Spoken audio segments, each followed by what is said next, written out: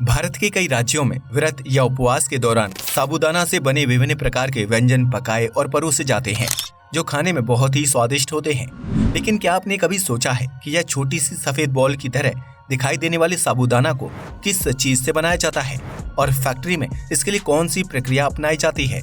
अगर नहीं तो आज का ये वीडियो देखने के बाद शायद आप भी साबूदाना खाने से पहले एक बार जरूर सोचेंगे। तो आइए जानते हैं फैक्ट्री में कैसे बनता है साबूदाना।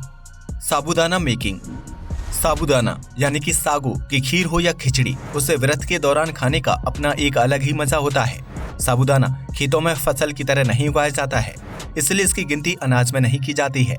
यह खाद्य पदार्थ सागो पाम नामक एक पेड़ से प्राप्त होता है, जिसमें कंदमूल या यूं कहें कि शकरकंद की तरह जमीन के अंदर से फल को निकाला जाता है। यह पौधा मुख्य रूप से पूर्वी अफ्रीका में पाया जाता है, जबकि भारत में सागो पाम की खेती सबसे ज्यादा कर्नाटक में की जाती है। सागो पाम के पेड़ से प्राप्त होने वाले कंद से ही साबूदाना बनाया जाता है, इसलिए इस कंद को आप साबूदाना का कच्चा माल भी बोल सकते हैं। अंतर्राष्ट्रीय स्तर पर इस कंद को टेपियोका रूट के नाम से जाना जाता है, जबकि भारत में इसे कसावा या कसावा स्टार्च के रूप में पहचाना जाता है। साबूदाना को बनाने के लिए सबसे पहले सागो पाम के पौधों की खेती करनी होती है, जिसे तैयार होने में लगभग 6 से 8 महीने का समय लगता है। इसके बाद पौधों से प्राप्त कंद को इकट्ठा करके फैक्ट्री तक पहुंचाया जाता है। इस दौरान किसानों को इस बात का खास ख्याल रखना होता है कि खेत से कंद को निकालने के बाद उसे 24 घंटे के अंदर फैक्ट्री तक पहुंचा दिया जाए। इसके बाद फैक्ट्री में बड़ी बड़ी मशीनों की मदद से कंद की धुलाई और सफाई का काम किया जाता है, ताकि उसमें लगी मिट्टी आसानी से हट जाए। इसके बाद मशीन की सहायता से कंद को 3 से 4 इंच के छोटे छोटे टुकड़ों में काट दिया जाता है, ताकि उसके छिलके को निकालने में आसानी हो। इसके बाद कंद के टुकड़ों को मशीन में घुमाते हुए उसके छिक्कल निकाल लिए जाते हैं।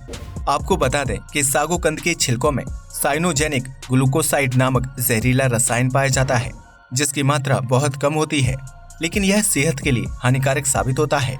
इसलिए सागो कंद के छिलकों को उतारना बहुत ही जरूरी प्रक्रिया होती है, जिसके लिए उन्हें फैक्ट्री में पिलिंग मशीन के अंदर डाल दिया जाता है। इसके बाद सभी कंदों को दोबारा से पानी से धोया जाता है और उन्हें एक बड़ी बर्तन यानी मशीन में डाल दिया जाता है, जिसकी कंद को कम से कम 8 से 10 दिन के लिए छोड़ दिया जाता है।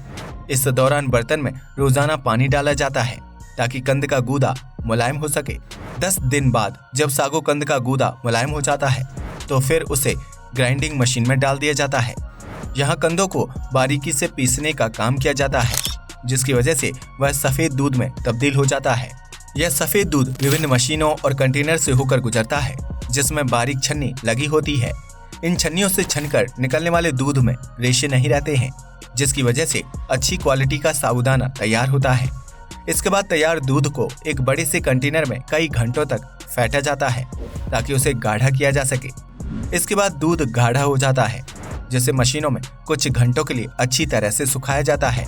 इसके बाद वह दूध सूखे पाउडर या यूं कहें कि पेस्ट का रूप ले लेता है, जिसके बाद उस पाउडर को एक मशीन में शिफ्ट कर दिया जाता है।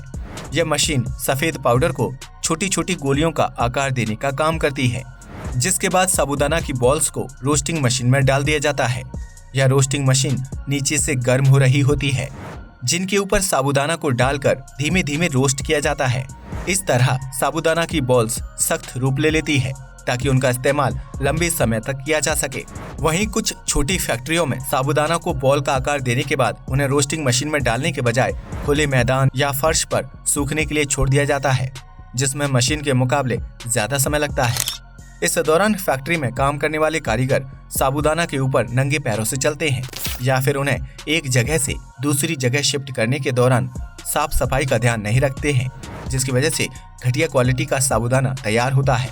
ऐसे में अगर आप भी व्रत या उपवास के दौरान साबूदाना से तैयार व्यंजन खाना पसंद करते हैं, तो हमेशा अच्छी क्वालिटी का पैकेट बंद साबूदाना ही खरीदें, क्योंकि बाजार में सस्ते दामों में मिलने वाला साबूदाना की मेकिंग बहुत ही घटिया होती है, जिसमें कई प्रकार के बैक्टीरिया मौजूद होते हैं।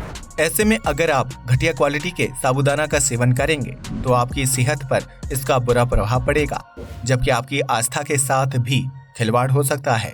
वहीं कुछ फैक्ट्रियों में साबूदानों को ज्यादा चमकदार और अच्छी क्वालिटी का बनाने के लिए उन्हें ग्लूकोज और स्टार्च से बने पाउडर से पॉलिश किया जाता है, ताकि उसे बाजार में ऊंचे दामों पर बेचा जा सके।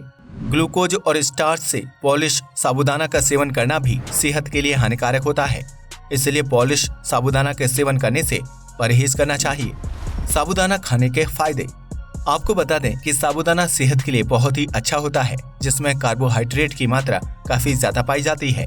इसके अलावा साबूदाना में कैल्शियम और विटामिन सी भी मौजूद होता है, जिसकी वजह से व्रत के दौरान इसका सेवन करने से शरीर को काम करने की ऊर्जा मिलती रहती है।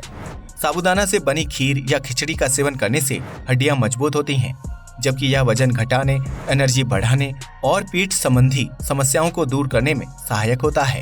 अब तो आप समझ ही गए होंगे कि सफेद मोतियों के आकार वाला साबूदाना फैक्ट्रियों में कैसे तैयार किया जाता है और यह किस पौधे से प्राप्त होता है। इसलिए हमेशा अच्छी क्वालिटी का साबूदाना ही खाने में इस्तेमाल करें। आज के लिए बस इतना ही। वीडियो पसंद आया हो तो इसे लाइक और शेयर करें, साथ ही चैनल को भी सब्सक्राइब करें। जय हिंद दोस्तों।